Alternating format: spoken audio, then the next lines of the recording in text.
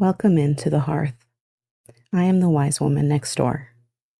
Step into my cottage, have a seat by the fire, and get cozy.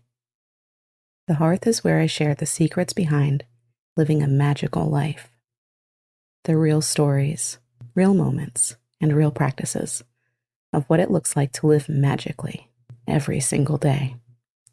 This is not magic as something you do. This is magic as a way of life. I'm so glad you're here. Now let's begin. Welcome into the hearth. Today I'm going to talk to you about love magic, specifically Feng Shui magic. So have a seat by the fire and get comfy. Let's begin. Feng Shui is magic for your space. In Chinese tradition, every space, including your home, is divided into 9 sections. They're squares on what's called a bagua map. Every section represents and influences a specific area of life.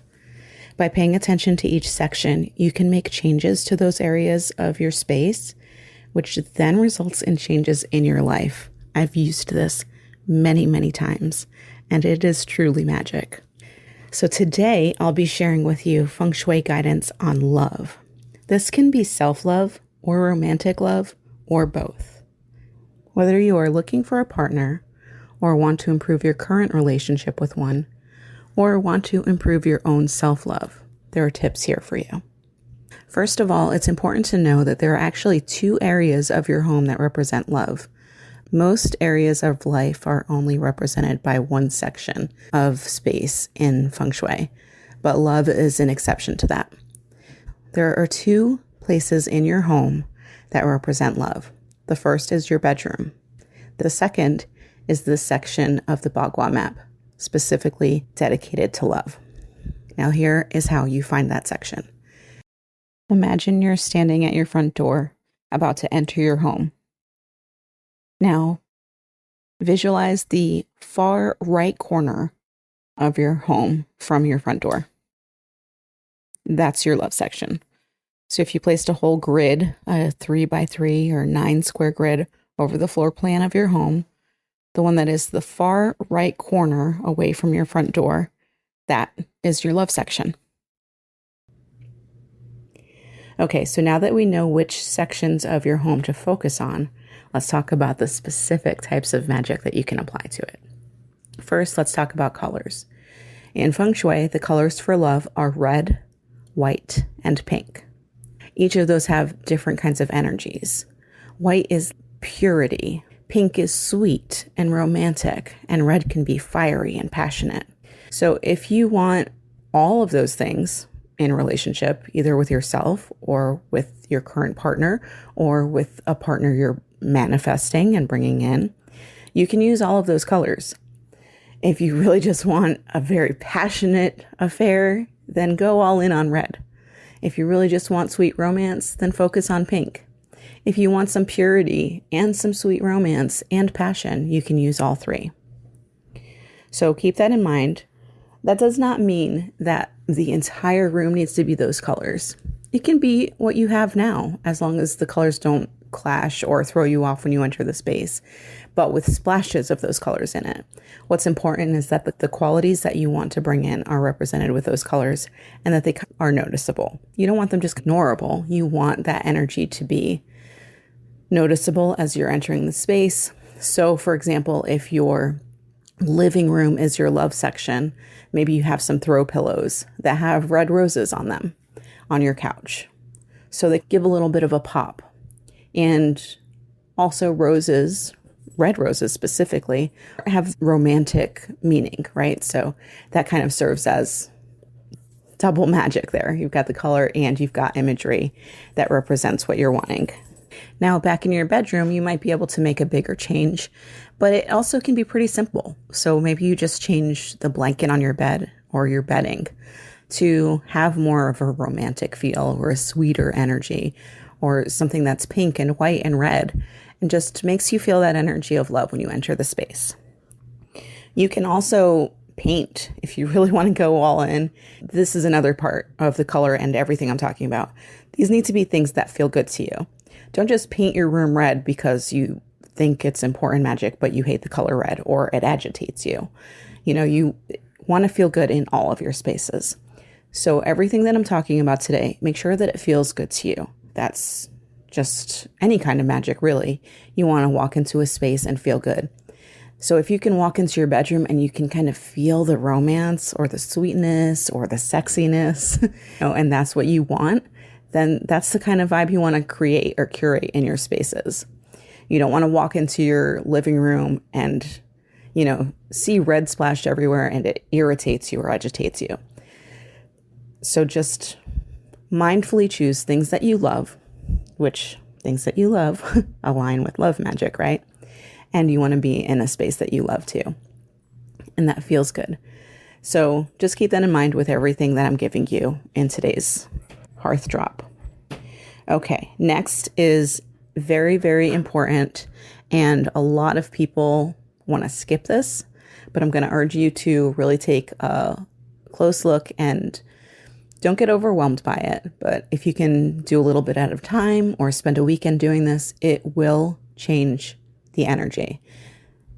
If you could only do anything and everything that I'm sharing here today, this is the one I would recommend, and that is decluttering. So in Feng Shui, energy, known as qi, flows through your space. It flows through your home.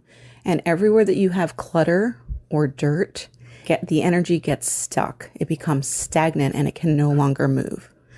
So in order to clear up that flow of qi and energy, you want to declutter. You want to make sure that there's plenty of space, that you can physically move through your spaces with ease without having to bump into anything, without having to move things, without being annoyed or tripping over things on the floor. So the next but most important part of Feng Shui, and this applies to every area of your home and every area of your life that Feng Shui applies to, is to declutter. So you want to go through your bedroom and the area designated as love on the Bagua map and declutter, clear the space, tidy up, and also give it a good clean. You don't want dust in your love section. You don't want it to be old and dusty and dingy, and you want it to be bright and clean and clear and feel good and allow the love and the energy to flow beautifully and radiantly and happily. So commit whatever amount of time you can. Maybe it's just a few minutes a day. Maybe it's the end of the day. You're like, you know what, this doesn't belong here, and you pick it up and you put it away. Or you commit a weekend to decluttering, whatever room it is that's on your Bagua map. And maybe another weekend to your bedroom. Declutter. And then get rid of anything that you're not going to hold on to as soon as you can. Don't let that continue to bog up space and energy in your home. So declutter, clean. Top tip in any area of your life. Now, all of that applies to whether you're wanting to increase your self-love, improve your current partnership, or manifest a new one. These next tips are specifically for partners. So if you want to improve your current relationship or manifest a new one, bring in a partner, these are for you. So what you want to do in addition to colors, this can also tie into the color magic, is to start to look at your space as if, is it built for a couple? Is this space ready for a couple? So maybe you're already a couple, but maybe you only have one nightstand in your bedroom. Or maybe you're a single person and you want to be part of a pair, but you only have one nightstand in your bedroom.